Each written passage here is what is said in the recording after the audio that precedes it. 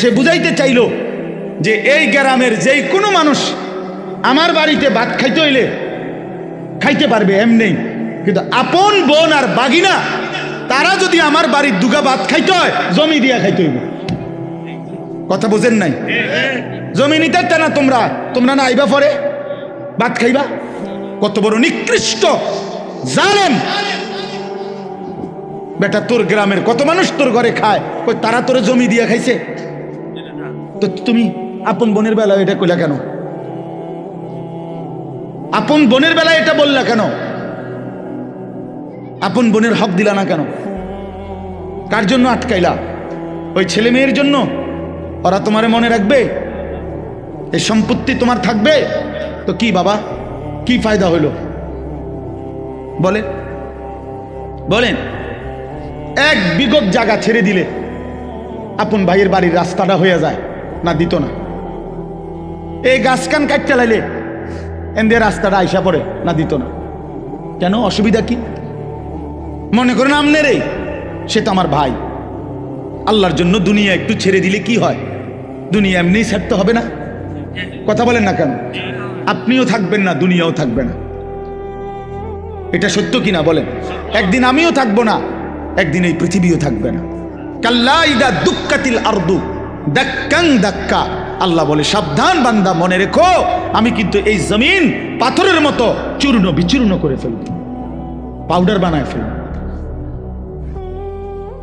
তো কেন তুমি এই কামরা কামড়িটা করলা? কেন হক দিলা না? কেন আমনের ক্ষমতা দেখাইলেন? দলিলের মায়ের ফেস আমনে বুঝেন, অথবা টেয়া দিয়া পয়সা দিয়া হদ্দার মাতব্বরের কইয়া বাটপারি করে আমনে নিয়ে নিলেন আর এই 2 শতক। তো কি বেশি কি নিলেন? 2 শতকের জন্য অনন্তকালের আখেরাত বরবাদ করে দিলেন। 5 শতক জমির লেগা 10 দুনিয়া বরাবর জান্নাত ত্যাগ করে দিলেন। আস্তাগফিরুল্লাহ! কি করলেন? কি করলেন?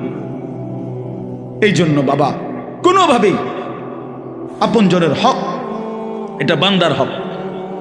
বান্দা এক বাপ মারা যাওয়ার পরে বাপের কিনা যদি 1 কেজি লবণ নুন থাকে ঘরে, আল্লাহর কসম ভাই বোন সবার উপরে শরীয়ত সম্মতভাবে এই নুন বন্টন করে দেওয়া ফরজ। এটাই শরীয়ত। নুন নুন জি জি লবণ। আপনি তো হুদা মনে করছেন জমিন। বাড়ির ভিটা, এই যে বসত ভিটা যেটা, এটা 100 বোনের হক, ভাই বোন সবার হক। যেই জালেমরা আপন বোনকে বসত ভিটার থেকে বঞ্চিত করছে, ওরা জালেম, ওদের জন্য জাহান্নাম অপেক্ষা করছে। এটা নিজেরা কোত্থেকে এই গাঁজাখুরি কথা কোত্থেকে বানাইছে জিজ্ঞাসা করো। বলেন মিয়া, এখন প্রতিবাদ করেন। আমি আর কোনোদিন আসতাম না আপনার এলাকা। কি হইছে? কথা বলেন না। আর কোনোদিন নারে আসলাম না। আর কি? আপনি বাঁচবেন কয়দিন, আমি আর বাঁচবো কয়দিন?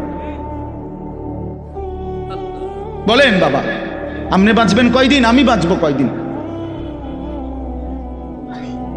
কে বানায় নিল এই কথা যে আপন বসত বিটায় বোনেরা পায় না? এত বড় মিথ্যা কথা, গাঁজাখুরি কথা। আসমানের নিচে জমিনের উপরে পৃথিবীর কোনো কিতাবে নাই। এই সমাজের বানানো কথা এটা। আমি আমার বোনের সম্পত্তি যখন দিছি, এই বসতের কসম আল্লাহ, আমার বোন অবাক। 3 বোন, 3 বোন। বোনেরা আমার বড় বোন কিতারে কস ভাই, এ কথাতে জীবনে প্রথম শুনলাম। আমি বলি 100 বোন। বাবার এই পৈতৃক যে ভিটা, এখান থেকে আপনারা আপনাদের অংশ নিয়ে যান। আপনি যদি বিশ্বাস না হয়, কারো দরকার আমার বোনের নাম্বার দেই, কালকে ফোন দিয়ে। হ্যাঁ চলেন। খামখেয়ালি মনে করছেন দুনিয়া? আপনিও মরে যাবেন, আমিও মরে যাব। দুনিয়াও থাকবে না, আমিও থাকবো না। তো হিসাব দিতে হবে, দিতে হবে না? কথা বলেন না কেন? তো কি মনে করছেন আখেরাত? 1.25 লক্ষ আম্বিয়া যে আখেরাতের হাসরের ময়দানের ভয়ে কানছে মিয়া, সেই মাঠের নাম হাসরের মাঠ। 1.25 লক্ষ নবী, আদম থেকে রসুল সাল্লাল্লাহু আলাইহি সাল্লাম পর্যন্ত হাসরের মাঠের ভয়ে কানছে। রব্বি লা তুখজিনি ইয়াওমা ইউবাসুন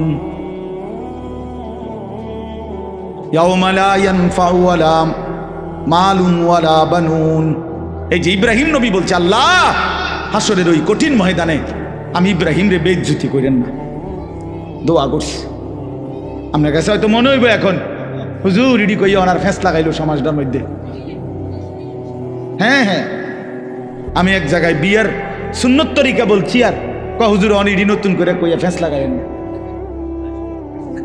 রাসূলুল্লাহ সাল্লাল্লাহু আলাইহি ওয়াসাল্লামের সুন্নাত বিবাহ কিভাবে হবে এটা আমি বলাতে বললো যে এটা ফেস লাগাইন না, কথা কইেন না, যেমনি চলছে এমনি চলতে দেন। যে বেটা বলছে বেটার এখানে টাই পরা স্যুট পরা, পরে আমি বললাম আঙ্কেল অবশ্যই আমি ফেস লাগানো ঠিক হবে না, এই জন্য আমি দয়া করে বিয়েটা পড়াইলাম না, আমনে মেহেরবানি করে বিয়েটা পড়ান। বাবুরে আমি দুগা ভাত খেতে মাইছি, ভাত আল্লাহর রহমতে খাইছি, খানা শেষ হয়ে গেছে, আমি যাই। এইবার হুজুর আমরা কি আর এটি পারি? তা আমি এতক্ষণ পণ্ডিতি করলেন কেন বেটা ফাজিল? কথা বলেন, আমনে না কইলেন, আমি আমারটা কইলে ফ্যাঁস লাগবে সমাজে, তো আমনেরটা করেন, আমনে বিয়ে পড়ো, আমার সমস্যা, আমি তো ভাত খাইছি, দইও খাইয়া লাইছি, আমার বুঝ হয়ে গেছে, আমি যে খানার বুঝ পাইছি তো সারছে তো। হ্যাঁ, এই জন্য বাবা আমি হয়তো একটু শক্ত বলে ফেললাম আর কি, এই ওজনে কম দেওয়া, কাউকে ঠকানো, এটা একটি নিকৃষ্ট অপরাধ, এর জন্য জাহান্নাম। কোরআনুল কারীমের মধ্যে পৃথিবীর ইতিহাসে আল্লাহ তাআলা বহু নবীর সম্প্রদায়কে আল্লাহ তাআলা আযাব দিয়ে একবারে চিরতরে ধ্বংস করে দিয়েছেন পুরা জাতি, এমন ইতিহাস কোরআন শরীফে আছে। নূহ আলাইহিস সালামের জাতি, হযরত হুদ আলাইহিস সালামের জাতি, হযরত লূত আলাইহিস সালামের জাতি, হযরত সালেহ আলাইহিস সালামের জাতি, হযরত শুআইব আলাইহিস সালামের জাতি, বিশেষ করে এই পাঁচটা কওম উল্লেখযোগ্য, যাদের পুরা কওম আল্লাহ তাআলা নাফরমানির কারণে আল্লাহ তাআলা চূড়ান্ত আযাব দিয়ে ছোট বড় কোলের বাচ্চা পেটের বাচ্চা সব শেষ করে দিয়েছে, একসাথে শেষ। এই জাতির প্রত্যেকটার অগণিত অপরাধ ছিল, এর মধ্যে উল্লেখযোগ্য বিশেষ বিশেষ কোনো একটা অপরাধ ছিল, এক এক কওমের এক একটা। এর মধ্যে শুআইব আলাইহিস সালামের জাতি, যেটা কওমে শুআইব, এই হযরত শুআইব আলাইহিস সালামের জাতি, আল্লাহ তাআলা এই জাতিকেও ধ্বংস করে দিয়েছে। আসমানি এক ফেরেশতা আইসা আল্লাহর হুকুমে ফজরের ওয়াক্তে শুআইব আলাইহিস সালামের জাতির এলাকায় একটা বিকট চিৎকার দিছে, এক আওয়াজে পুরা কওম ফাসবাহু ফি দারিহিম জাসিমিন, সকলেই তাদের নিজ নিজ ঘরে উপুর হইয়া পইরা ওইখানেই মারা গেছে। এই অবাধ্য জাতি শুআইব আলাইহিস সালামের কওম, তাদের বড় অপরাধ ছিল, মেইন অপরাধ ছিল তারা ওজনে কম দিত। কোরআন শরীফে আছে এই নবী শুআইব আলাইহিস সালাম তাদেরকে শত শতবার, হাজার হাজার বার, লক্ষ লক্ষ বার বলছে, লা তানকুসুল মিকিয়াল, আমার জাতি ওজনে কম দিও না, ওয়া আউফুল কাইলা, তিনি বলছে হে আমার জাতি ওজন পূর্ণ করে দাও, ওজনে কম করো না। ইন্নী আখাফু আলাইকুম আযাবা ইয়াউমিন আযীম, আমি তোমাদের উপরে বড় ভয়ানক আযাবের ভয় করছি, তোমরা যেভাবে মানুষকে ঠকাচ্ছ ও চিরেই তোমাদের উপরে বড় সড়ো আযাব আসবে। এই কথা কোরআনে আছে, উনি বারবার বলছে, কিন্তু নাফরমান জাতি পাত্তা দেয় না। একদিন সত্যি সত্যি আল্লাহ তাআলা ফেরেশতা পাঠিয়ে বিকট চিৎকার দিয়ে ফেরেশতার এক আওয়াজে পুরা জাতি শেষ। আর ভোরবেলা তারা কেউ আর জাগে নাই। তাহলে আমার বলার উদ্দেশ্য হলো এটা, ওজনে কম না দেওয়া। অসংখ্য ব্যবসায়ী এই তার পণ্যের মধ্যে ওজনের মধ্যে কম দেয়, ঠকায়, এটা একটা নিকৃষ্ট পাপ, জুলুম, এই ব্যক্তির জন্য জাহান্নাম। আল্লাহ নবী সাল্লাল্লাহু আলাইহি ওয়াসাল্লাম বলছেন, আত-তাজিরুস সাদুকুল আমিন মা'আন নাবিয়্যিন ওয়াস সিদ্দীকিন ওয়াস শুহাদা ওয়াস সালিহিন। যেই ব্যবসায়ীর মধ্যে দুইটা গুণ আছে, এক নাম্বার সাদুক, যে সব অবস্থায় সত্য বলে, চিনা অচিনা সবার সামনে। দুই নাম্বার হলো আল আমিন, বিশ্বস্ত, কাউকে ঠকায় না, পরিচিত অপরিচিত কাউকেই না। তা আল্লাহ নবী সাল্লাল্লাহু আলাইহি সাল্লাম বলেন এই দুই গুণের অধিকারী, সর্বদাই সত্য বলে, সর্বদাই বিশ্বস্ত, এই দুই গুণ যেই ব্যবসায়ীর মধ্যে থাকবে আল্লাহ তাআলা তাকে নবী, সিদ্দিক, শহীদ, আউলিয়াদের সাথে হাসরের ময়দানে উঠাবে, হাসরের ময়দানে উঠাবে। তাহলে এটা বোঝা গেল হালাল ব্যবসা এবং সৎ আমানতদার ব্যবসায়ী অনেক দাম, অনেক দাম। আর এর বিপরীতে প্রতারক, যে ঠকায়, ধোকা দেয়, সে রাসূলুল্লাহ সাল্লাল্লাহু আলাইহি সাল্লামের অন্তর্ভুক্ত নয়, উম্মত নয়। হাদিসে কথা স্পষ্ট আছে।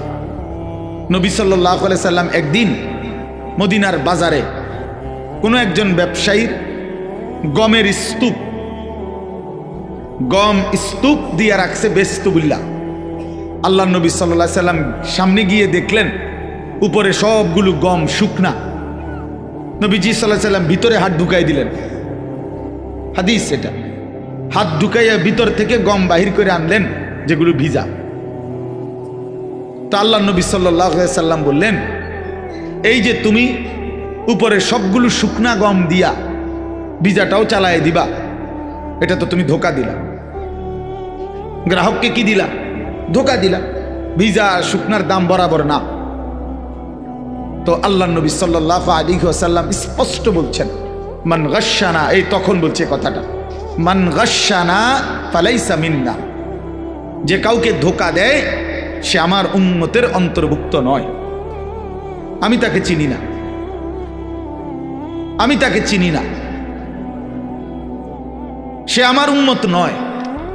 তো যিনি সুপারিশ করবেন, যিনি হাউজে কাউসারের পানি দিবেন, তিনি যদি বলেন তোমারে আমি চিনি না, তুমি আমার উম্মত না, তা আপনার সুপারিশ করবে কোন আব্বা? আপনারে হাউজে কাউসারের পানি দিবে তখন কোন আব্বা বলেন? আছে তখন কেউ? থাকবে তখন কেউ? এই জন্য এটা খেয়াল করো। শুধু ব্যবসায়ী না, প্রতিনিয়ত আমরা লেনদেন করি। মানুষ মাত্রই সমাজবদ্ধ জীব, মানুষ একাকী থাকে না, একাকী পারবেও না। মানুষ অপরের সহযোগিতা না নিলে চলতে পারবে না। আমি কিছু টাকা দেব, উনি কিছু পণ্য দিবেন, কখনো আমি পণ্য দেব, উনি টাকা দিবেন। এই লেনদেন প্রতিনিয়ত মানুষকে করতেই হবে, নাই তো দুনিয়া চলবে না। এটা আল্লাহ তাআলারই কুদরতি নিজাম। তাইলে লেনদেন মানুষের একটা স্বাভাবিক জীবনের অংশ, জীবনের অংশ। লেনদেন মানুষকে করতেই হয়। অতএব বাপ, এই এক নাম্বার কথা মনে রাখবেন, লেনদেনের মধ্যে হারাম না করা, কাউকে না ঠকানো, কাউকে না। 100 গ্রাম কম দিলেন তো তাকে ঠকাইলেন, একটা কমলা পচা দিলেন তো তাকে ঠকাইলেন। মালের গুণাগুণটা 2 নম্বরটারে 1 নম্বর বললেন, তারে ঠকাইলেন। আর তখন এই উপার্জনটা হারাম। আল্লাহ নবী সাল্লাল্লাহু আলাইহি সাল্লাম বলেন, মানিশতারা শাইআন বিআশারাতি দারাহিম ওয়া ফীহি দিরহামুন মিন হারাম, যে কোনো একটা জিনিস ক্রয় করেছে 10 টাকা দিয়ে, তার মধ্যে 1টি টাকা ছিল হারাম, আর 9 টাকাই হালাল। আল্লাহ নবী সাল্লাল্লাহু আলাইহি ওয়াসাল্লাম বলেন, আল্লাহ তাআলা ওই জিনিসটি যতক্ষণ পর্যন্ত তার কাছে থাকবে, তার কোনো ওয়াক্তের ফরজ কিংবা নফল দান কিংবা সাদাকা আল্লাহর দরবারে কবুল হবে না। সরাসরি হাদিস। ওই ভাই এই লাইট এটা সরা, ওটা ফালতু কোথাকার, ওটা ঘুরে বয়ে। এই জন্য তার কোনো নামাজ বন্দিগি ইবাদত কবুল হবে, একেবারে স্পষ্ট হাদিস। কোরআন শরীফে আছে, একটা বিষয় আছে এমন, আল্লাহ নিজে বলছে, বন্ধু আদম আলাইহিস সালাম থেকে নিয়ে আপনি সোয়া লক্ষ আম্বিয়াকেও আমি এই একই আদেশ করছি, ওই একই হুকুম আমি ইমানদার সমস্ত বান্দাকেও করেছি। এমন একটা হুকুম, সেটা কি? সেটা হলো হালাল খাও এবং নেক আমল করো। এই কথাইটা যে আগে উপার্জন হালাল, আগে বক্ষণ খাবার হালাল খাও, অতঃপর আল্লাহর ইবাদত করো, এই কথাইটা হুবহু আল্লাহ সোয়া লক্ষ নবীকেও বলছেন এবং সমস্ত ইমানদার উম্মতকেও বলছেন। কথা বুঝছেননি আমার? তাহলে এই মুশতারক হুকুম সমস্ত নবীর জন্য যেই হুকুম, রাসূলুল্লাহ সাল্লাল্লাহু আলাইহি সাল্লাম বলেন, ইন্নাল্লাহ তাআলা আমারাল মুমিনিনা কামা আমারা বিহিল মুরসালিন। আল্লাহ তাআলা রাসূলদেরকে যেই হুকুম করেছেন, হুবহু এই হুকুম ইমানদারদেরকেও করেছেন। এই যে 1 নাম্বার রোজগার হালাল, বক্ষণ খাবার হালাল। 2 নাম্বার হলো আল্লাহর ইবাদত, নেক আমল, নেক আমল। এই জন্য বাপ আমরা অনেক সময় খামখেয়ালি মনে করি, হালাল রোজগারের বিষয়টাকে পাত্তা দেয় না। এই সুদের টাকা, কিস্তির টাকা, মিথ্যা হারাম রোজগার, বাটপারি, সিটারি, ওজনে কম দেওয়া, আবার গিয়া নামাজ পড়ে মনে করবে যে চলবে না, হবে না। কোনো ব্যক্তি শুধু নামাজ পড়লে তারে নামাজি বলে, কেউ রোজা রাখলে তারে রোজাদার বলে, কেউ হজ করিলে তারে হাজি সাহেব বলে, কেউ দান করিলে তারে দানশীল বলে, কিন্তু দিনদার, মুত্তাকি, ফরহেজগার, আল্লাহওয়ালা তাকে বলে যে পুরা দিন মান। কথা বুঝছেননি আমার?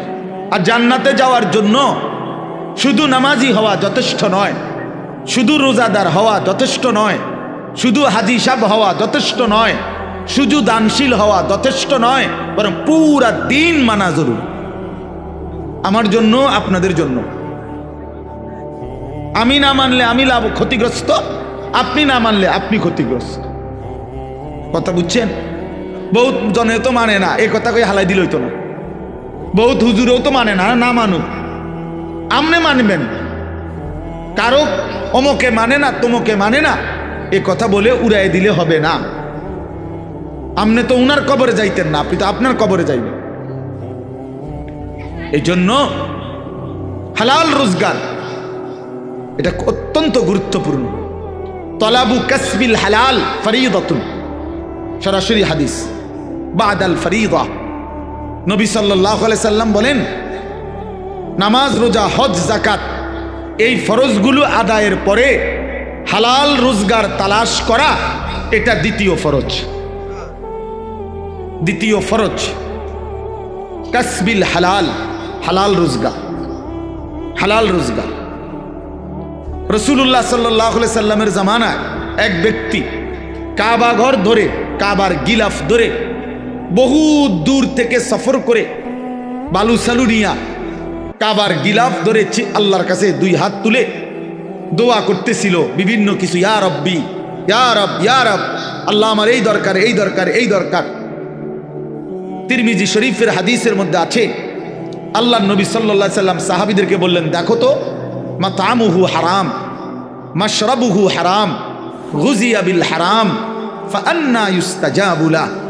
এই যে লোকটা, সে যা খেয়েছে হারাম, সে যা পান করছে তাও হারাম, তার শরীরের গোস্ত রক্তগুলো যা হয়েছে তাও হারাম, ফাআন্না ইউস্তাজাবু লাহু, তাহলে কিভাবে তার দোয়া কবুল হবে?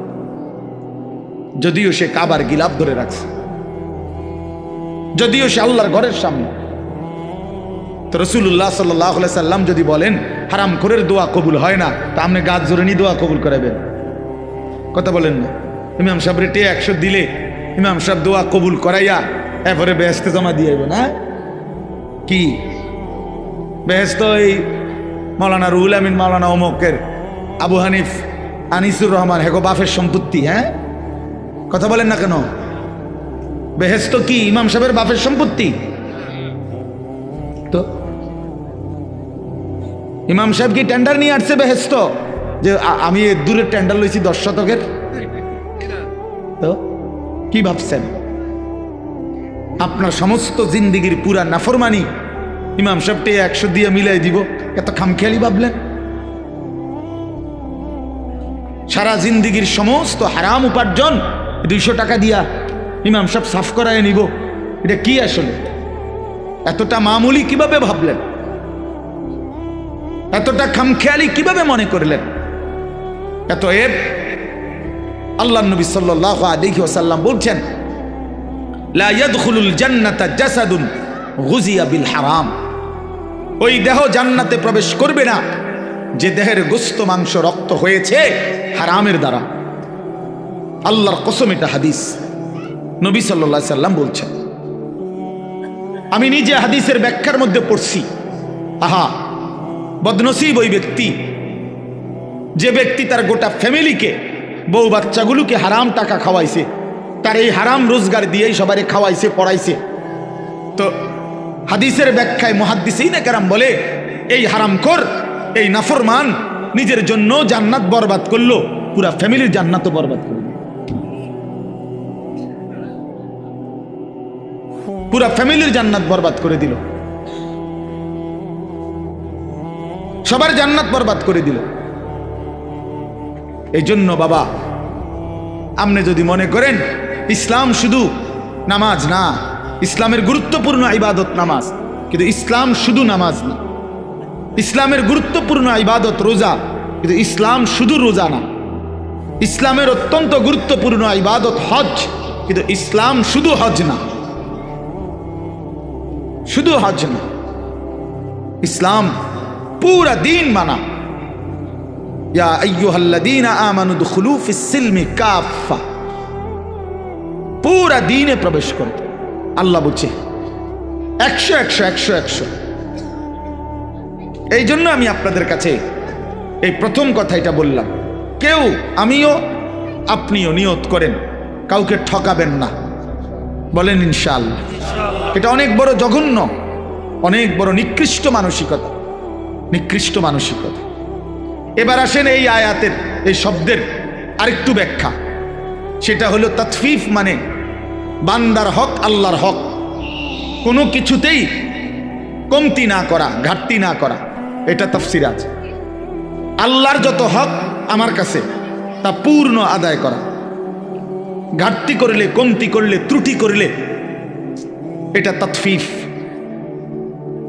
এটা তাতফিফ, ওই ব্যক্তির জন্য জাহান্নাম। বান্দার হক যেটা, সেখানেও যদি কেউ ঘাটতি করে, কমতি করে, ত্রুটি করে, ধোকা দেয়, না দেয়, তো সেটাও তাতফিফ, ওই ব্যক্তির জন্য জাহান্নাম। আসেন আমি দুইটা উদাহরণ দেই। এক নাম্বার হলো নামাজ, আল্লাহর হক।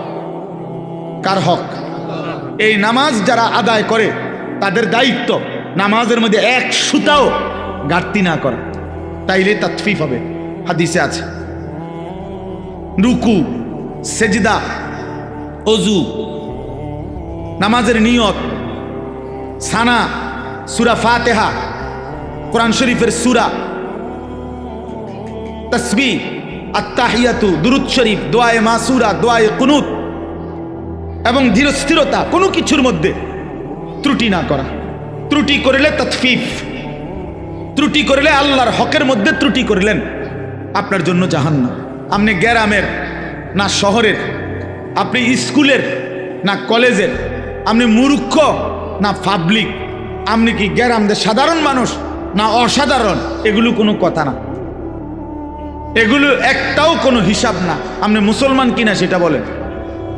যদি বলেন হ্যাঁ আমি মুসলমান, তাহলে অবশ্যই অবশ্যই সূরা, কেরাত, দোয়া, কালাম, রুকু, সেজদা, নামাজ 100 শুদ্ধ হইতে হবে।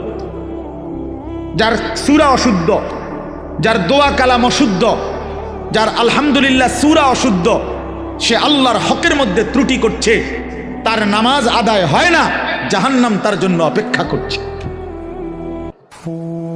আপনারা এই বোকামি করেন, আপনাদের অন্তরের মধ্যে কেউ বসাই দিছে আমরা সাধারণ মানুষ, আমরা গ্রামের মানুষ, আমরা সিধা সাদা মানুষ, আমরা জেনারেল মানুষ, আমরা স্কুল কলেজে পড়ছি অথবা কিছুই পড়ি নাই, আমগো দোয়া কালাম সূরা কেরাত কোন রকম একটু হইলে এবে রুকু সেজদা দেওন। আমরা কি আর এত টান ফার্মু? কাজে আমরারে এমনি বেহেস্ত দিতে হইব। আর হুজুররারে বেহেস্ত দিতে হইলে সূরা কেরাত দোয়া কালাম 100 শুদ্ধ সঠিক বুঝা এরপরে হুজুরের বেহেস্ত দিতে হবে। কারণ আমগোর লাগে বেহেস্তটা কঠিন হয়ে গেছে, আমনের জন্য এটা সহজ হয়ে গেছে। এটা তো বেইনসাফি। আর আল্লাহ তো বেইনসাফি করতে পারে না। আমি যদি আল্লাহরে কই, আল্লাহ আমি বেহেস্তে যাইতে হইলে 30 পারা কোরআন শরীফ আমার শুদ্ধকরণ লাগছে, আমি রুকু সেজদা ঠিক করণ লাগছে, এবারটা বেহেস্তে যাইতে গিয়া এবার আর কিছুই ঠিক করণ লাগে নাই, এমনি বেহেস্তে যাইতেছে গা, এটা কেমন ইনসাফ হলো? কথা বলেন না? তখন কি ব্যাপার ভাই? এই জন্য সাবধান। আবু হানিফ ভাই এটা বলতেছিল যে কেমন মুমিন হলেন, আল্লাহর কোরআন শুদ্ধ পড়তে পারেন না।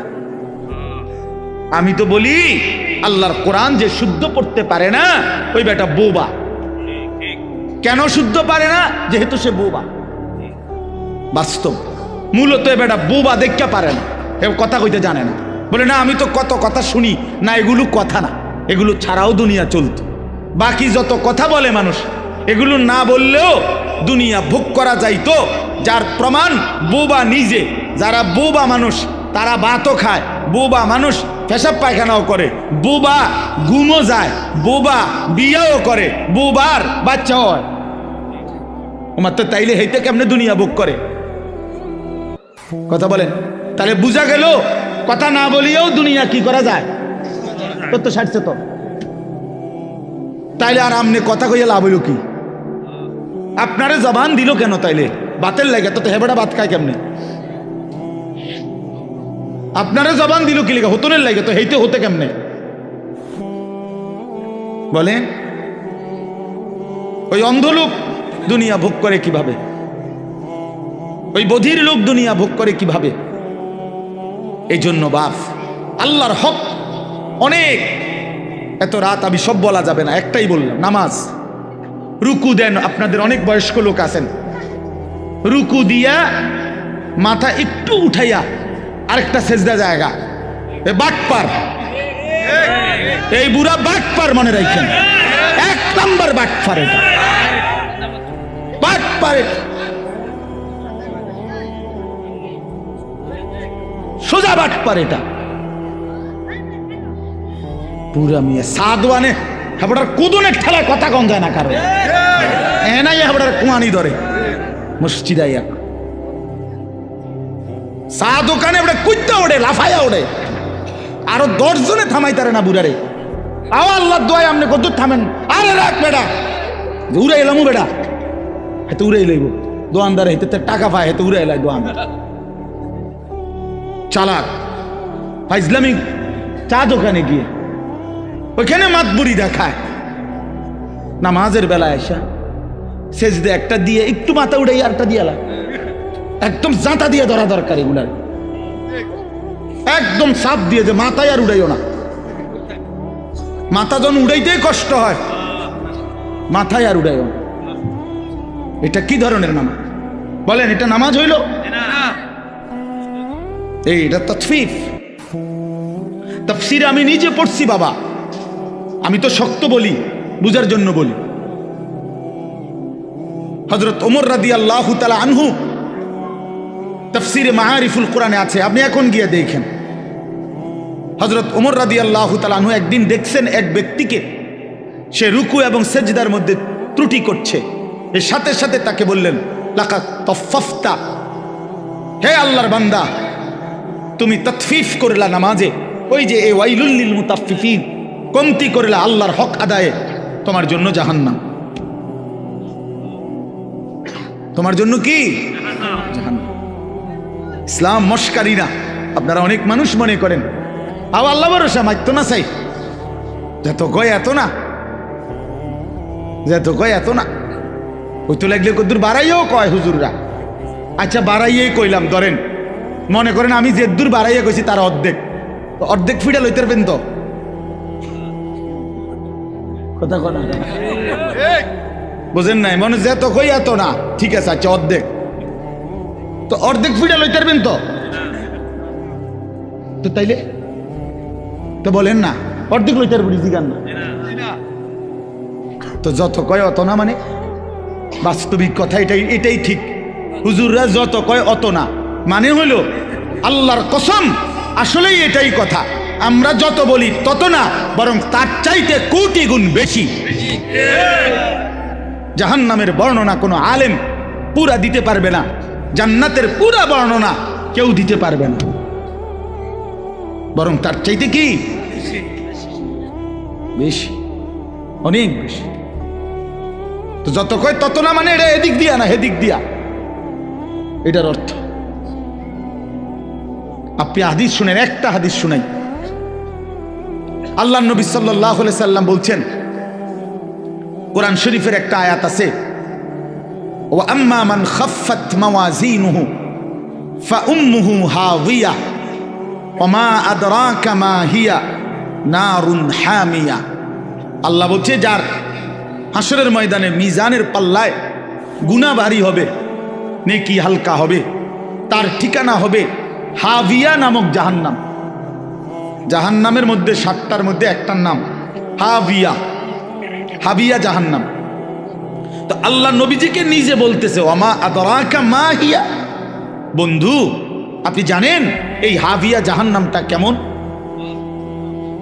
তো আল্লাহ তাআলা নিজেই বলতেছেন, নারুন হামিয়া, সবচেয়ে গরম উত্তপ্ত জাহান্নাম। তো এবার উত্তাপটা কেমন নবীজি এবার ব্যাখ্যা দিচ্ছে, এটার তাফসীরের মধ্যে আছে। নবীজি বললেন এই আয়াতের ব্যাখ্যায় জাহান্নামের তাপটা কেমন। তো নবী সাল্লাল্লাহু আলাইহি সাল্লাম বলেন, নারুকুম হাদিহি জুজউম মিন 70 জুজআম মিন নারি জাহান্নাম। হায় আল্লাহ, নবী সাল্লাল্লাহু আলাইহি সাল্লাম বলেন, উম্মত তোমাদের দুনিয়ার আগুন জাহান্নামের আগুনের আল্লাহর কসম বাবা 70 ভাগের 1 ভাগ। এর চাইতে আরো 69 গুণ বেশি গরম জাহান্নামের আগুন। জাহান্নামের আগুন বুঝছেন নি আমার কথাটা? দুনিয়ার আগুন জাহান্নামের আগুনের কয় ভাগের কয় ভাগ? 70 ভাগের 1 ভাগ। এর চাইতে 69 গুণ বেশি আরো জাহান্নামের আগুন। এরপরে শুনেন না, শুনতেছেন? হাদিস আছে সাহাবায়ে কেরাম লাফ দিয়ে উঠছে, লাফ ফাল দিয়ে উঠছে, ফাল দিয়ে উঠা সাহাবীরা চিৎকার দিয়া বলছে, ইয়া রাসূলুল্লাহ ওয়া ইন্না যালিকা লাকাফিয়া। হে আল্লাহর নবী, আহা কি বললেন? জ্বালাইয়া পুরাইয়া ছাই করে ফেলার জন্য দুনিয়ার আগুনটাই তো যথেষ্ট, এইটাই তো ছাই বানায় ফেলে, এইটাই তো পুরাইয়া শেষ করে ফেলে। তো নবী সাল্লাল্লাহু আলাইহি সাল্লাম বলেন, তাহলেই ভাবো এর চাইতে আরো 69 গুণ বেশি তাপ জাহান্নামের আগুন, সেটা কেমন হবে? বুঝছেননি আমার কথাটা? তো যত কই তত না, ঠিকই তো তত না, অনেক বেশি কিনা বলেন না? এই কথা এবার বুঝছেন?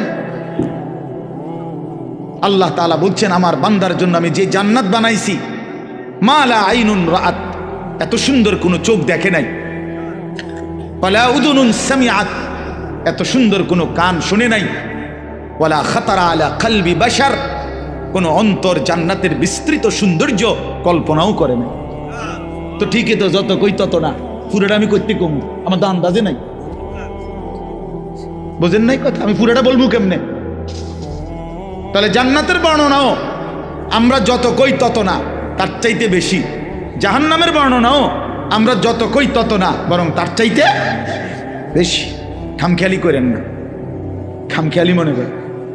হাসরের ময়দান মামুর বাড়ি না, হাসরের ময়দান নানার বাড়ি না, সাদওয়ানের পণ্ডিতি না, গ্রামের মাতবরিরা এতেরে হেতেরে ঠেলাঠেলি করা না।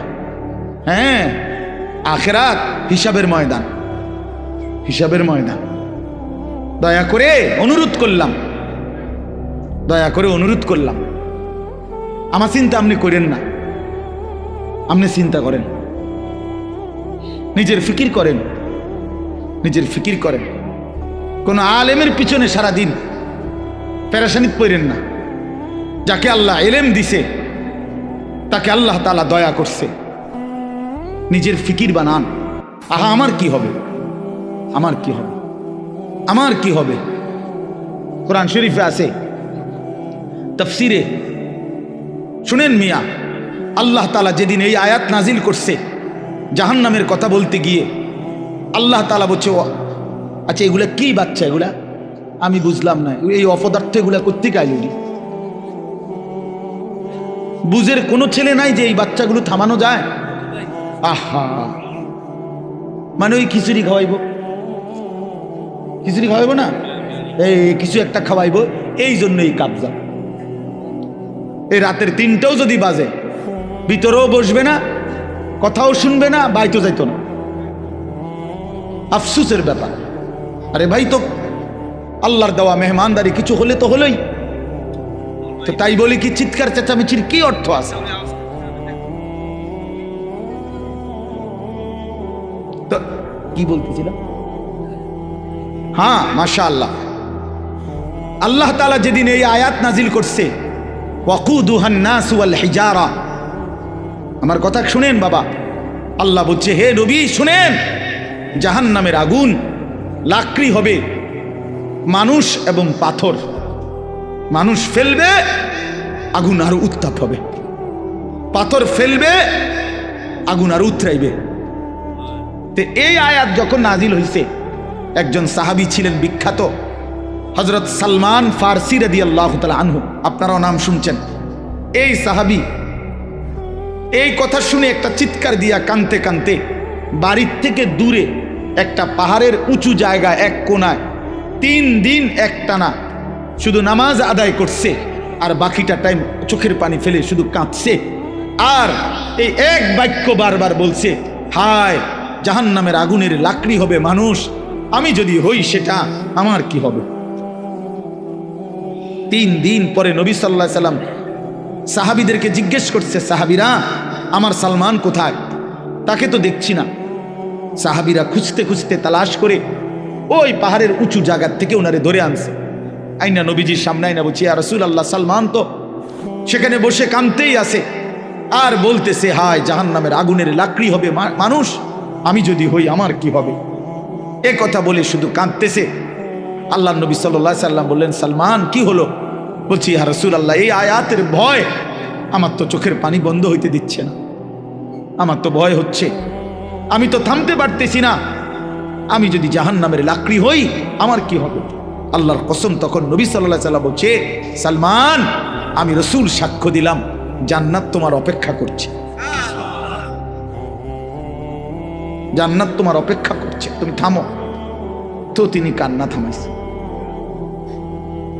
আপনি আমি মস্কারি মনে করেন, আপনি মস্কারি আর কি মনে করেন? বিড়ি খাইতে খাইতে কথা কয়, বিড়ি খাইতে খাইতে কথা, মানে কথা যে বলে মনে হয় যেন কোনো পাত্তাই নাই, পরোয়াই নাই। বুঝেন নাই কথা? কি মনে করছেন আখেরা, পরকাল, হাসরের ময়দান? আল্লাহ আমাদেরকে বুঝ দান করেন। চলেন তাহলে আল্লাহর হক, আমি এক রাতে তো সব বলা যাবে না, কিন্তু এটা বুঝাইতে চাইছি, নামাজ, রুকু, সেজদা, নিয়ত, সানা, সূরা ফাতিহা, অন্য সূরা মিলানো, তাশাহুদ, দুরুদ শরীফ, দোয়ায়ে মাসুরা, দোয়ায়ে কুনুত, সব কিছু 100 সঠিক হইতে হবে, শুদ্ধ হইতে হবে, শতভাগ। কোনো রকম হইলে হবে না। ইসলামে কোনো রকম কিছু নাই, একটা বস্তু কোনো রকম বলতে ইসলামে কি, সেটা কি? কোনো রকম কোনো কিছু নাই, কোনো রকম হলে হবে না, কাফাতান, পূর্ণ হইতে হবে, পূর্ণ হইতে হবে, পূর্ণ হইতে হবে। এই জন্য একটা জিনিস জরুরি, যদি মনে থাকে মনে রাখবেন, যেই কোনো নেক আমল আল্লাহর কাছে কবুল হওয়ার জন্য 2 জিনিস বাধ্যতামূলক, জরুরি, লাজেম। এক, ওই আমলটি বিশুদ্ধ হওয়া, নবী সাল্লাল্লাহু আলাইহি সাল্লামের হুবহু তরিকা মতো হওয়া, এটাই বিশুদ্ধতার মাপকাঠি। আর 2 নাম্বার আল্লাহর জন্য হওয়া। প্রথম হলো নবী সাল্লাল্লাহু আলাইহি সাল্লামের শতভাগ তরিকা মতো হওয়া, 2 নাম্বার আল্লাহর জন্য হওয়া। তাহলে সেটা আসমানে পৌঁছবে, আল্লাহর কাছে কবুল হবে। এজন্য নামাজ তো পড়লেন আল্লাহর জন্যই, কিন্তু পড়লেন তো ভুল, অশুদ্ধ, তো হবে না, লাভ হবে না। পড়লেন তো শুদ্ধ, কিন্তু মানুষের দেখানোর লাগিয়া, আল্লাহর জন্য না, তাইলেও হবে না। দুইটা একসাথে হইতে হবে, বিশুদ্ধ হওয়া, আল্লাহর জন্য হওয়া। কোন কি কইছি কোন? আল্লাহর জন্য বিশুদ্ধ হওয়া, আল্লাহর জন্য। বিশুদ্ধ হবে কিভাবে? রাসূলুল্লাহ সাল্লাল্লাহু আলাইহি সাল্লামের হুবহু তরিকা মতো, তরিকা মতো। এই জন্য আপনাদের কাছে অনুরোধ, এই আয়াত সূরা থেকে আমি বললাম তাতফিফ, এটা গুরুত্বপূর্ণ বিষয়। হয় ইমাম মালিক রাহমাতুল্লাহ আলাইহি বলছেন, লিকুল্লি শাইইন ওয়াফাউন ওয়া তাতফিফুন, প্রত্যেক বিষয়ের একটা আছে পূর্ণ আর একটা আছে ঘাটতি, কমতি। ইসলামের মধ্যে কোনো আমল যেন ঘাটতি না হয়, পূর্ণ হইতে হবে, পূর্ণ হইতে হবে। আল্লাহ আমাদেরকে তৌফিক দান করেন। দ্বিতীয় কথা হইল বান্দার হক, এটার মধ্যেও কমতি না করা, ঘাটতি না করা। এখানে আমি শুধু একটা উদাহরণ বলি, সেটা হলো আপনজনের হক, আপনজনের হক বঞ্চিত না করা, ঘাটতি না করা। তাইলে ওই লোক জালেম, ওই লোকের জন্য জাহান্নাম। যারা আপন বোনের সম্পদ দেন নাই, আপনার জন্য জাহান্নাম। যারা আপন ফুফুর সম্পদ দেন নাই, আপনার জন্য জাহান্নাম। যারা আপন ভাইয়ের সম্পদ দেয় নাই, তাদের জন্য জাহান্নাম। যারা আপন স্ত্রীর মোহর আদায় করেন নাই, তাদের জন্য জাহান্নাম অপেক্ষা করছে। বান্দার হক এগুলো। কার হক? বান্দা। আরো আছে, একটাই বললাম, বান্দার হক কমতি করা যাবে না, কমতি করা যাবে না। আপন বোন বাবার মৃত্যুর পরে ঠিক যা পায় তা পুরা দিতে হবে, শরীয়ত যেভাবে বলছে। এনে নয় ছয় করার, বাটপারি সিটারি করার কোনো সুযোগ নেই। আপন স্ত্রীর মোহর আদায় না করার কোনো সুযোগ নেই। আপন ভাইয়ের, বোনের, ফুফুর ইত্যাদি সম্পদ নয় ছয় করার কোনো অধিকার নেই। ওই লোক জালেম, ওই লোক একেবারে নিকৃষ্ট, একদম নিকৃষ্ট, একদম পচা মানুষ, একেবারে শ্রেষ্ঠ জালেম, যে আপন জনের হক নষ্ট করে, আপন জনের হক নষ্ট করে। আপন বোন সম্পত্তি চাইছে, বাবার পৈতৃক ওয়ারিস সম্পত্তি নিবাগা, বইন বাগি না, আর আইতা না, আর আইতা না, আর খাইতা না আমগো ভাই, একবারে বুঝ করে নিগেবা নাকি? সারা জীবন বড় করলাম, ভাই হিসাবে আদর করলাম, বিয়ে শাদি দিলাম, অনার বাইছিল না, জালেম। এই ডাকাত কি কইল? বেটা তো বোনের ব্যাপার বল, তো বেটা ডাকাত, তুমি এটা কি বললা?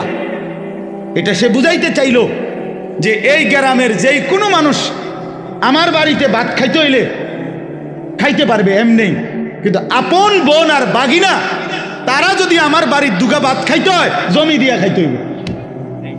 কথা বোঝেন নাই? জমি নিতে না তোমরা, তোমরা না আইবা পরে ভাত খাইবা? কত বড় নিকৃষ্ট জালেম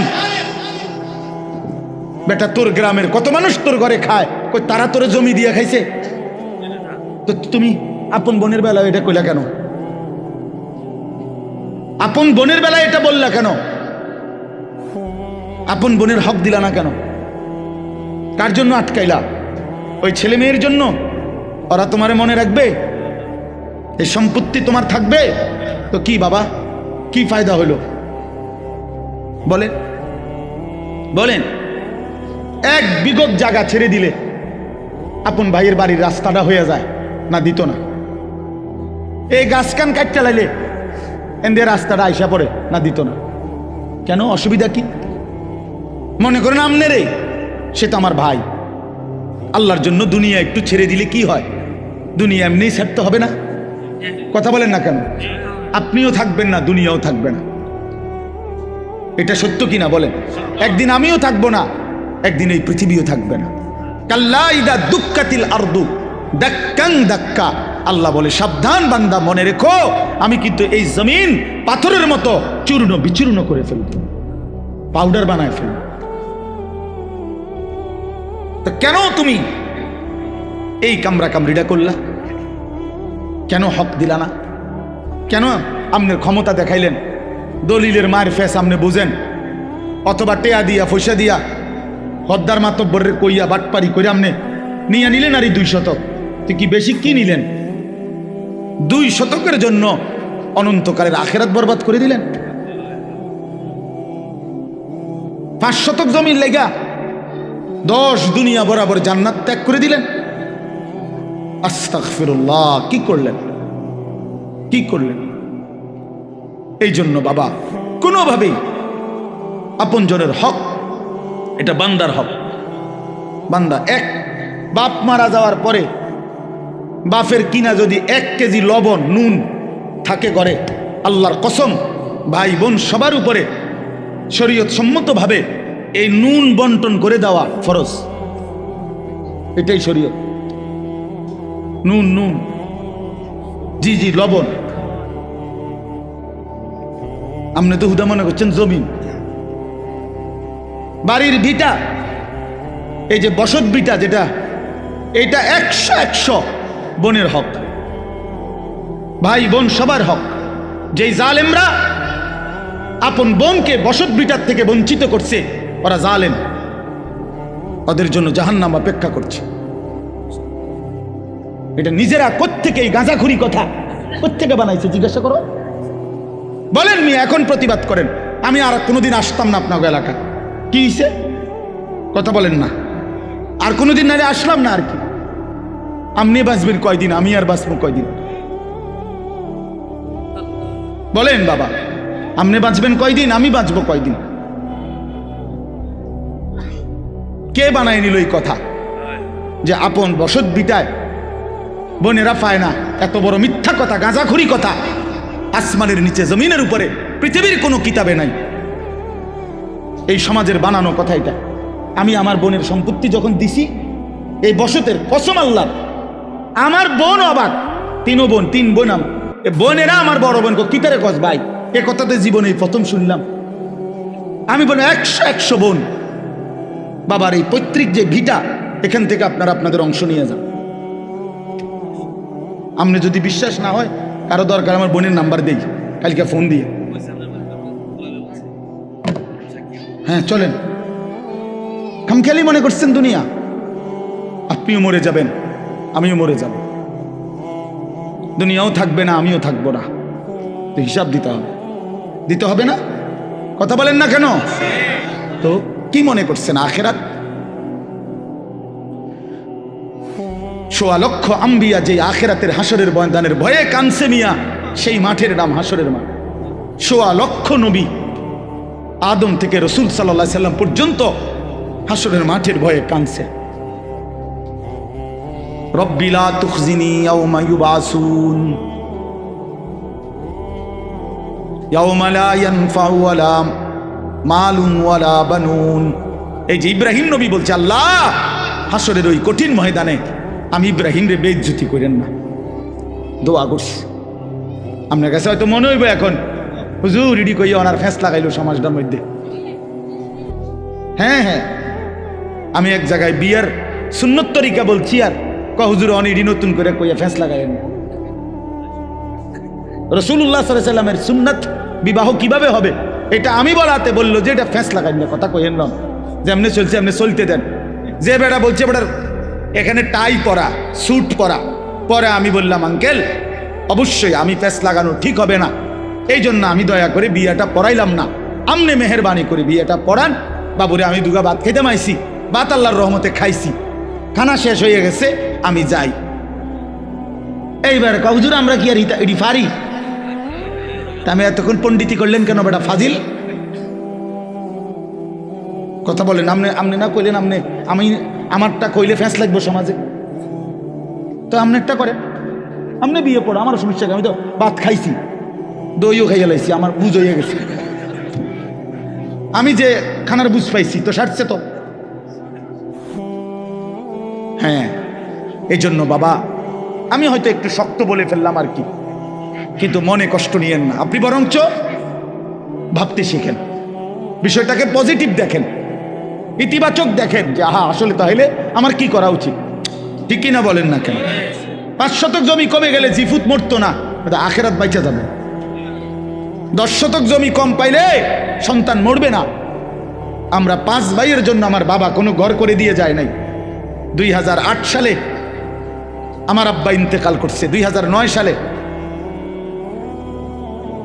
না 2015 সালে, 2015 সালে, আর এখন 2024, 9 বছর।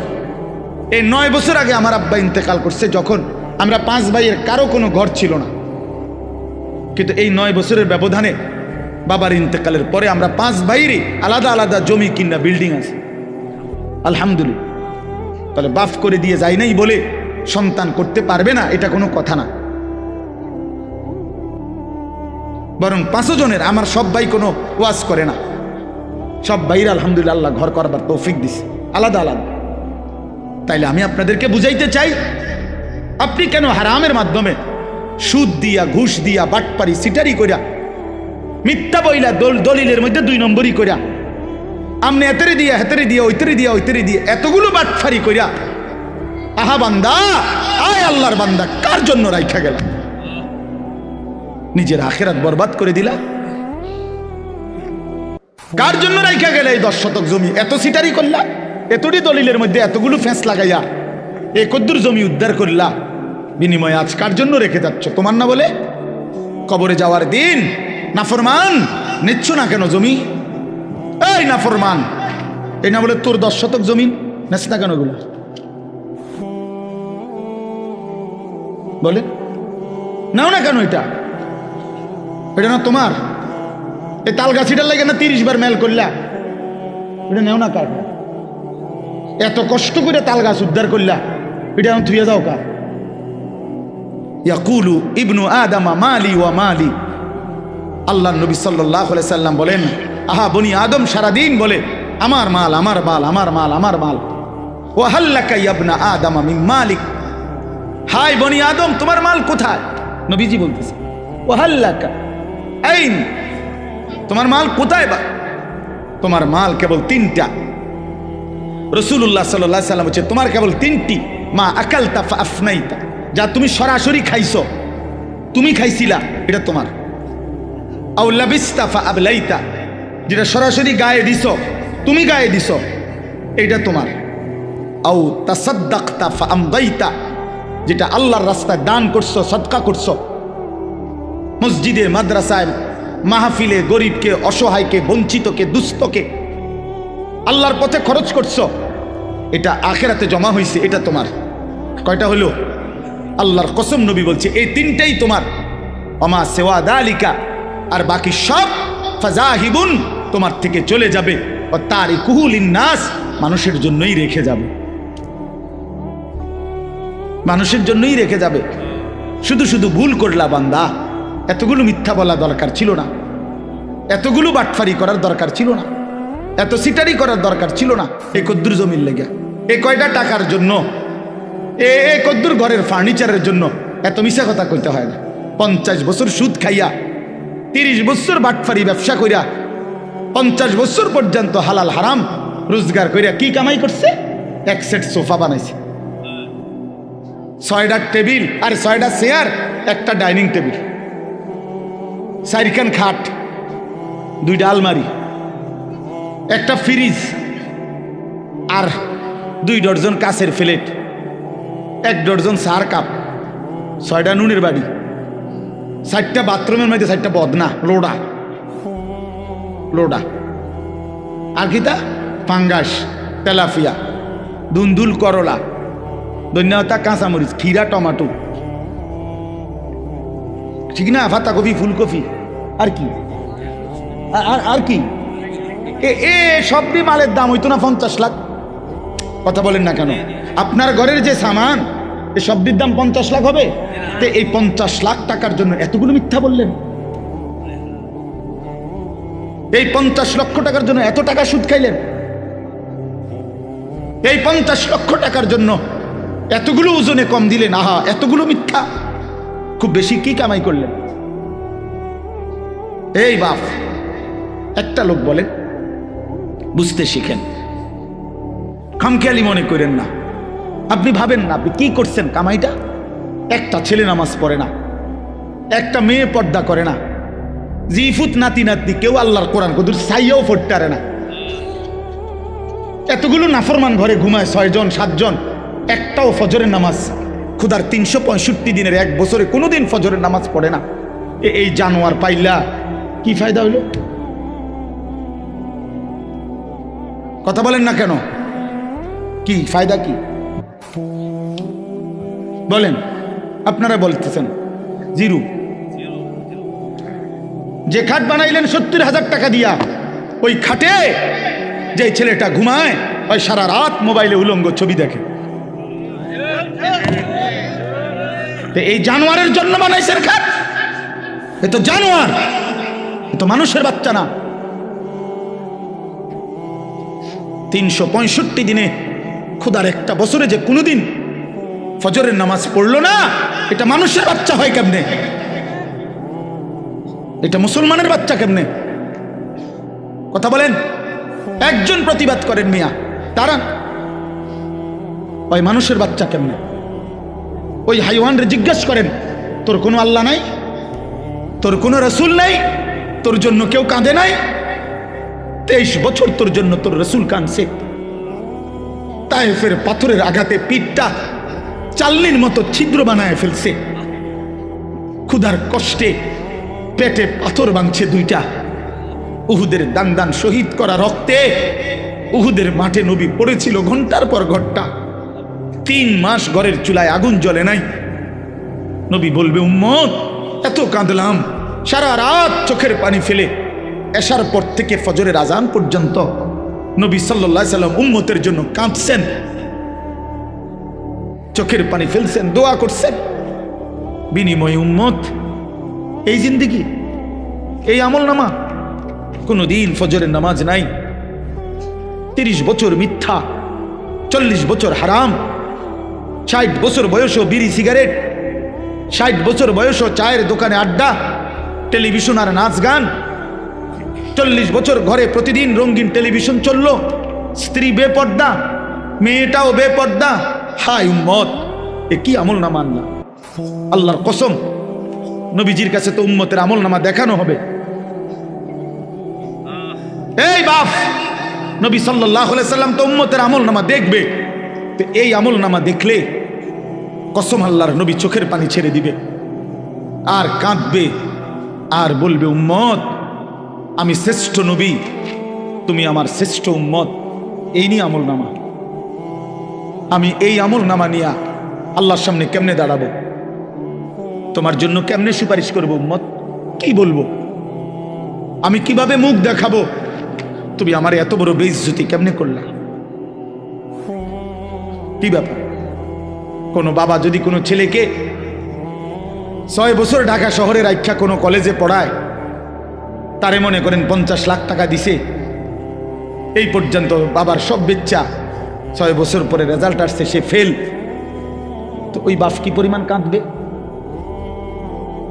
যে কিরে বাপ, আমার গত 6 বছরের এই রক্ত পানি করা টাকা, ঘাম বেজানো কলিজা ছেঁড়া টাকা, তোদের সুখের জন্য আমি 12 বছর বিদেশ করছি, তোদের সুখের জন্য আমি 28 বছর বিদেশ থাকলাম, কোনোদিন সুখ কি দেখি নাই। 12 ঘন্টা 14 ঘন্টা ডিউটি করে, এত কষ্ট করে বুকে বাইদা এক একটা টাকা রোজগার করে তোদেরকে দিছি, বিনিময়ে এই রেজাল্ট, বিনিময়ে এই ফলাফল। ওই বাবা কাঁদবে কিনা বলেন? ওই মা কাঁদবে কিনা বলেন? তো রাসূলুল্লাহ সাল্লাল্লাহু আলাইহি সাল্লাম কাঁদবে না? বলবে, উম্মত 23টা বছর কাইদা, চোখের পানি ফেলে, রক্ত জড়িয়ে, পেটে পাথর বাইদা, ক্ষুধার কষ্ট সয়ে, বিনিময়ে এই আমল নামা পাইলাম।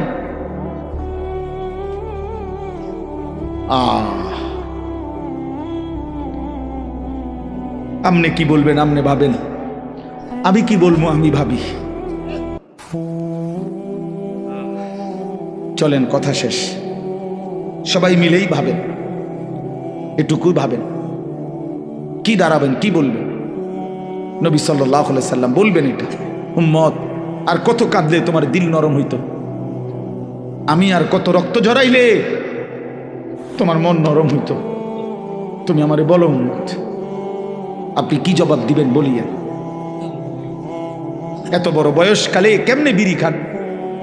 এই দুর্গন্ধওয়ালা মুখ নিয়ে নবী সাল্লাল্লাহু আলাইহি সাল্লামের সামনে কেমনে দাঁড়াইবেন? প্রিয় নবী সাল্লাল্লাহু আলাইহি ওয়াসাল্লাম এক সেকেন্ডের জন্য কোনোদিন দুর্গন্ধ পছন্দ করতেন না।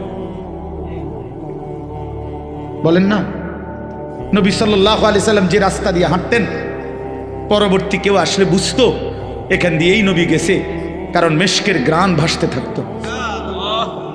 তার ঘাম মোবারক সাহাবীরা অপেক্ষা করত, ঘাম ঝরলে শিশিতে ভরবে, সেটাই পরবর্তীতে মেশক আম্বর হিসাবে ব্যবহার করবে।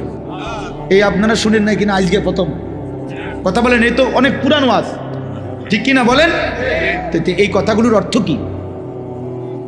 আল্লাহ নবী সাল্লাল্লাহু আলাইহি সাল্লাম বলছে, তিনটি জিনিস পৃথিবীতে আমার সবচেয়ে প্রিয়। এক নাম্বার আতর, সুগন্ধি। দুই নাম্বার আমার বিবি, আমার স্ত্রীরা আমার প্রিয়। তিন নাম্বার নামাজ। তার এক নম্বরে নবীর প্রিয় বস্তু ছিল দুনিয়াতে আতর, সুগন্ধি। তিনি দুর্গন্ধ পছন্দ করতেন না। বাবা, আপনি এই দুর্গন্ধওয়ালা বিড়ি মুখ লইয়া, প্রতিটা বিড়ি তো দুর্গন্ধ, প্রতিটা সিগারেটে তো দুর্গন্ধ, আপনি এটা নিয়ে রাসূলুল্লাহ সাল্লাল্লাহু আলাইহি সাল্লামের সামনে কেমনে দাঁড়াইবেন? বলে, নবী সাল্লাল্লাহু আলাইহি সাল্লাম তো কাঁচা পেঁয়াজ রসুনের দুর্গন্ধ সহ্য করতে পারতেন না, নিষেধ করছে। কাঁচা পেঁয়াজ রসুন খাইয়া আমাদের সামনে মসজিদে মানুষের মজমাতে আইসো না, বলেন নাই নবী? তো তাহলে বিড়ি সিগারেটের গন্ধ কি হবে? একদিন জীবনে জুমার নামাজের দিন মসজিদে নববীতে আল্লাহ নবী সাল্লাল্লাহু আলাইহি সাল্লাম কোন সাহাবীর ঘামের গন্ধ নাকে লাগছে, কোন একজনের। আল্লাহ নবী সাল্লাল্লাহু আলাইহি সাল্লাম বলছেন, গোসলুল জুমআতে ওয়াজিবুন আলা কুল্লি মুহতালিম। হাদিস, জুমার নামাজের দিন গোসল করা প্রত্যেক প্রাপ্তবয়স্ক ব্যক্তির উপরে বাধ্যতামূলক।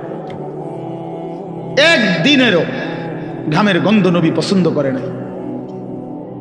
যিনি এত পবিত্র, এত পরিষ্কার, এত সুগন্ধিময় ছিলেন, তার সামনে কেমনে দাঁড়াইবেন? ও বাবা, বলেন না কেন? আপনার বিবেককে বলে গেল, উড়াইয়া দিয়েন না কথা। কিছু সালাক আছে গিয়া পরে কব কথাটি বালাই কইছে, আমরা লাগিয়েই তো কয়, বুঝি তো পারি না, মানলে তো ভালো হইতো আসলে, কিন্তু আলাস পাট ফারি আলাপ আলাপ করে, হেওয়াটা ওটা মস্কারি করে। বুঝি তো আমরা তো কইছে, কথা তো বালাই কইছে, মানলে তো বালাই হইতো, ফারিদ না, ফারিদ না, ভাতের থালা খাইতে রে, ভাত বাহ খানা, ভাত কতটি খাইয়া আবার সাদওয়ানে গিয়া আবার পেঁয়াজু খায়, আলুর চপ খায়, আবার বন খায়, আবার চা খায়, আবার বিড়ি খায়। একটা ছোট্ট কথা মনে রাখবেন, যে কোনো কেউরে জিজ্ঞাসা করেন, একজন ডাক্তারকে জিজ্ঞাসা করেন, বিড়ি সিগারেটের মধ্যে কোনো পুষ্টিও নাই, কোনো আপনার শরীরের ক্ষুধা নিবারণও হয় না, পুষ্টিকর কিছুও হয় না। তো যেই খাবারের মধ্যে কোনো পুষ্টিও নাই, কোনো ক্ষুধাও নিবারণ হয় না, আল্লাহর কসম, আল্লাহর কসম, এটা জাহান্নামী খাবার। এটা কোরআন শরীফের আয়াত, এটা জাহান্নামীদের খাবার। লা ইউসমিনু ওয়ালা ইউগনি মিন জু'। এইটা যেই খাবার শরীরে পুষ্টি যোগায় না, অথবা ক্ষুধাও কি করে না, নিবারণ করে না, কোরআন শরীফে আছে, এই খাবার জাহান্নামীদের খাবার। এরপরেও যদি কারো বিবেকে না হয়, এবারে কি তা করো, এবারে বিরিয়ানি খাবাই ছেড়ে দন, আর কি এবারে বিড়ি এবার ধরাইবই। হ্যাঁ, আরে কত মান আমরা বুঝি না, আরে হুজুর রাখো নাম, এত কত মোটা তাজা হুজুর দেখছি বেটা, দেড় বুড়িয়া হুজুর আইসে এনে আমার মতো ডাকাইতে সরাইব। আমি লড়তাম না বেটা, যে রুম আছি এ রুমে থাক, ব্যস্ত দিলে দোক, না দিলে না দোক, এসব বললে উড়াইয়া দিয়েন না। আখেরাত আসলেই কঠিন, আখেরাত আসলেই কি কঠিন। আল্লাহ আমাদেরকে বুঝ দান করেন। এবার তর্জমা শুনেন শুধু। আল্লাহর হুকুম মানলে, আল্লাহর অনুগত থাকলে, কোরআন সুন্নাহ মতো চললে, আল্লাহ তাআলা কোরআনের ভাষায় এই সূরায় বলছেন, ওই মানুষদেরকে বলে আবরার, নেককার। এই সূরার মধ্যে আল্লাহ মানুষকে দুইটা ভাগ করছে।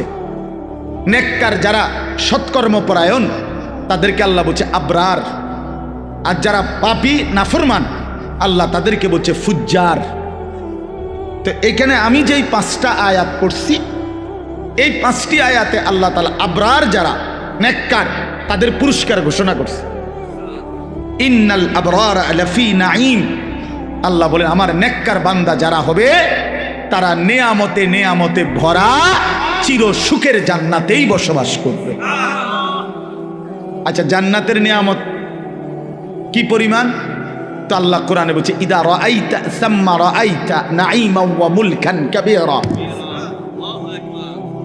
এটা বলতেই মজা লাগে আমার। ইদা রাআইতা সাম্মা রাআইতা নাঈমান ওয়া মুলকান কাবীরা। আল্লাহ বলছে অর্থ হলো এই, আমার বান্দা জান্নাতে ঢুকবে, জান্নাতের নিয়ামত দেখবে, আবার দেখবে, আবার দেখবে, আবার দেখবে, ঘুরে ঘুরে দেখবে, চোখ ফিরায়া ফিরায়া দেখবে, দেখবে শুধুই নিয়ামত, নিয়ামতে নিয়ামতে এক বিশাল রাজত্ব আল্লাহ তারে দান করছে। আল্লাহ বলবে বান্দা তুই দেখবি কতক্ষণ, আমি দেখাবো কতক্ষণ, চল বান্দা। তুই আমার লোকে পারবি কেমনে বান্দা? তুই আমার লোকে কেমনে পারবা বান্দা? লাহুম মা ইয়াশাউনা ফিহা ওয়া লাদাইনা মাজিদ। বান্দা যা চাইবে জান্নাত তা তো মিলবেই। আল্লাহ বলেন এর অতিরিক্ত আমার কাছে আছে আরো অগণিত।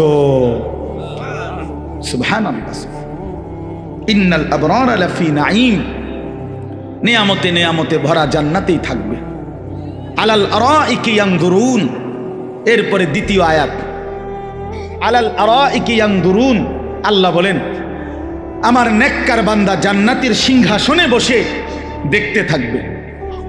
কি করতে থাকবে? আবার বলেন কোথায় বসে কি দেখবে? 3 জিনিস। আর আমি কই তাফসীরে কুরতুবীতে আছে 3 জিনিস দেখতে থাকবে জান্নাতের সিংহাসনে বসে। 1 নাম্বার, আল্লাহ তাআলা তাকে যেই বিশাল রাজত্বের নিয়ামতে ভরা জান্নাত দিছে পুরাটা এক নজরে দেখবে।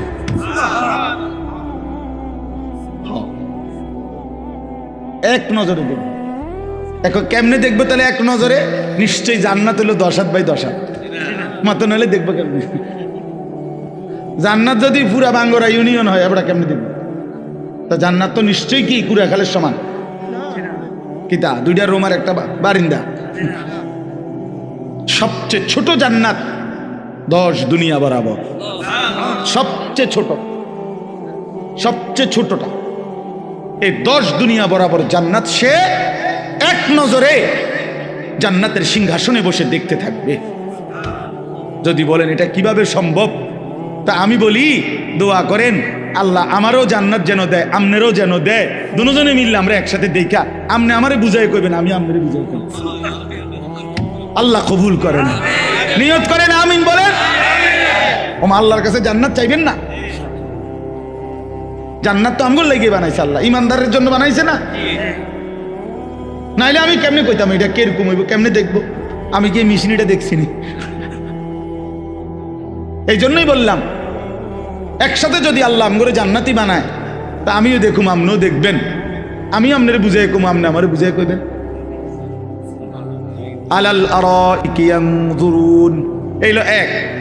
2 নাম্বার, জান্নাতি ব্যক্তি জাহান্নামের দৃশ্য, আযাবের দৃশ্য জান্নাতের সিংহাসনে বসেই সচক্ষে দেখতে পাবে আর চিৎকার দিয়া বলবে হায় মাওলা আপনার কত বড় দয়া, আপনি আমারে কি জঘন্য ভয়ানক জাহান্নাম থেকে বাঁচায় দিলেন।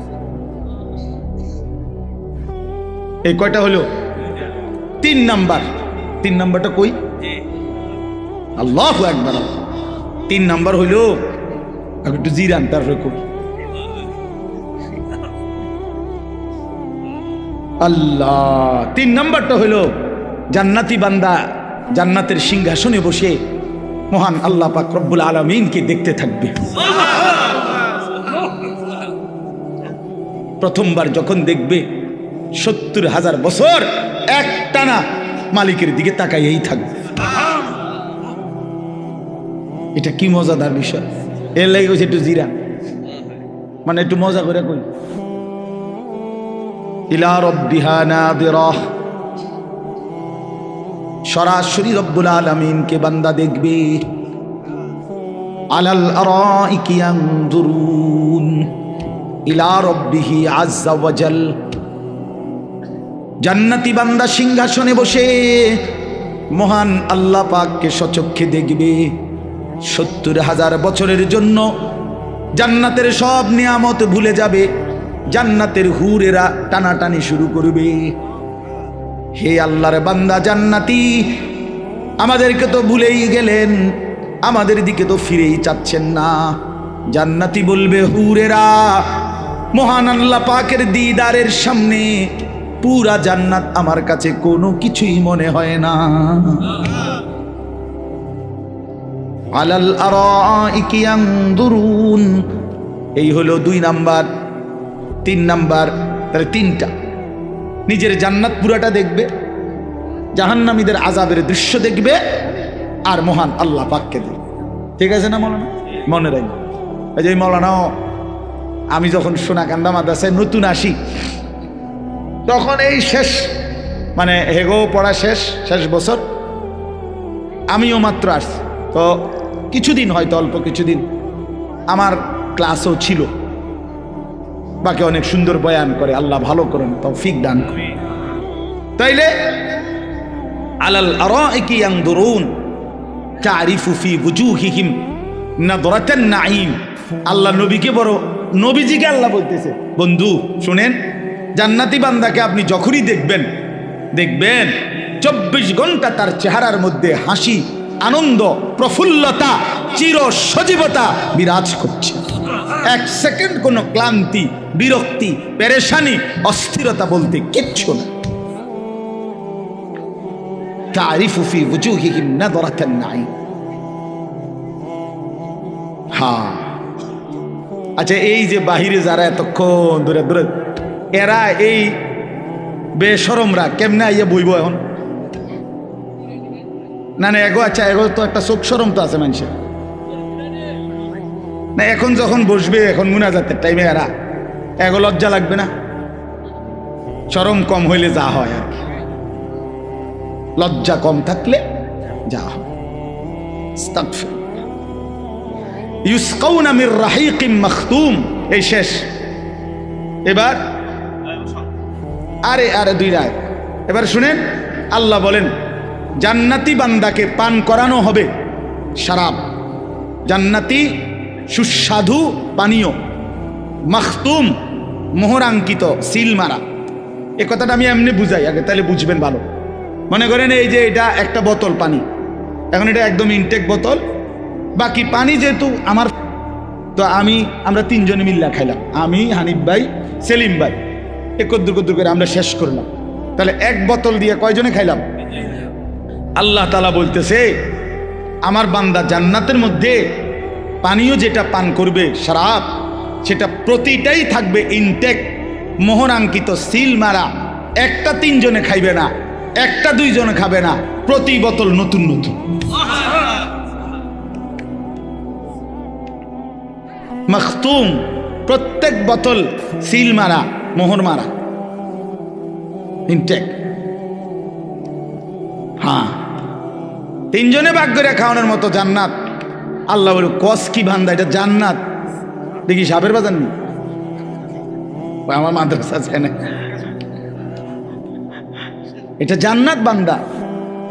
এখানে আমার বান্দা রাহিকিম মাখতুম, মোহরাঙ্কিত, সিলগালা করা, মোহর মারা পানীয়, প্রতি বোতল, প্রতি গ্লাস নতুন নতুন শরাব পান করবে। খিতামুহু মিস্ক, এই শেষ আয়াত। আল্লাহ তাআলা বলেন, এই মোহর যেটা মানে সিল, যেটা দিয়ে আটকায় রাখছে আর কি বোতলটা, এটা যখনই উঠাবে, প্রতি মোহর সরাইলেই পুরা চতুর্দিক, পুরাটা মজমা মেশক আম্বরের ঘ্রাণে ভরে যাবে। খিতামুহু মিস্ক, খিতাম মানে এই মোহর, মানে মুখাটা, ওই সিল যেটা মারছে আর আটকায় রাখছে, যেটা এটা খুললেই কি বের হবে? মিস্কের ঘ্রাণ।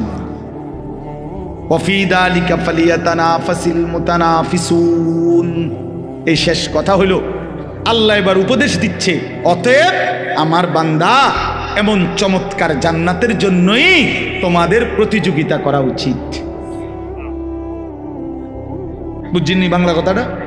এমন সুন্দর জান্নাতের জন্যই, এমন চমৎকার মজাদার জান্নাতের জন্যই তোমাদের কি করা উচিত? প্রতিযোগিতা করা উচিত। তাফসিরে মাআরিফুল কোরআনে লিখছে, হে আল্লাহর বান্দা, আল্লাহ বুঝাইতে চাচ্ছে, অতএব হে বান্দা, দুনিয়ার জন্য প্রতিযোগিতা কইরা কোনোই লাভ নাই। এটা সূক্ষ্ম কথা শুনেন, আমার কাছে খুব ভালো লাগছে এই কথাটা, যে লিখছে দুনিয়ার জন্য প্রতিযোগিতা কইরা সর্বোচ্চ চেষ্টা করে যে প্রথম হবে, ফার্স্ট হবে, সেও মরে যাবে, যে লাস্ট হবে সেও মরে যাবে। জিতলেও কবরে, হারলেও কবরে, তো লাভ হইল কি?